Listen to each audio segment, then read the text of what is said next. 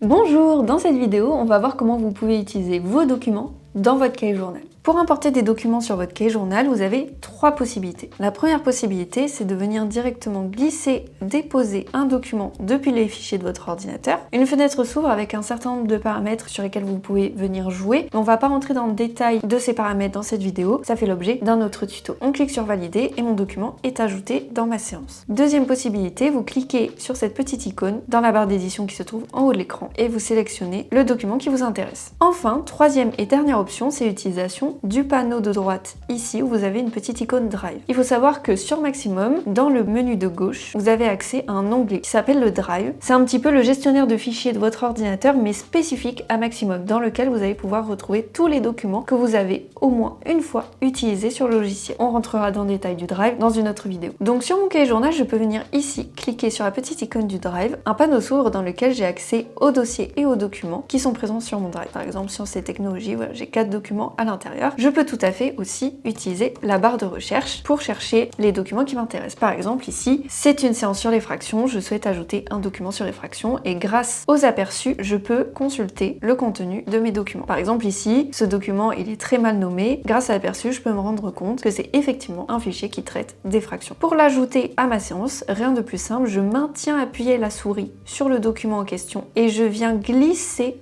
et déposer là où ça m'intéresse. La fenêtre s'ouvre, je clique sur valider et hop, mon document est ajouté. Maintenant, vous avez deux modes d'affichage pour vos documents. Comme vous pouvez le constater ici, on a un document qui est affiché de cette manière-là et un document qui est affiché de cette manière-là. C'est ce qu'on appelle ici le mode étendu et ici le mode condensé. Ce document, je peux très bien venir le mettre en mode étendu si je souhaite pouvoir naviguer à l'intérieur directement depuis mon encadré de séance. Je peux venir zoomer à l'intérieur, changer de page quand il y a plusieurs pages et je peux également venir l'afficher en grand écran si je veux, par exemple, le projeter au tableau pour mes élèves. Ici, mon image, finalement, je veux la mettre en mode condensé, donc je veux réduire sa taille. Il me suffit de cliquer sur ce petit bouton violet juste ici et elle s'affichera en mode condensé.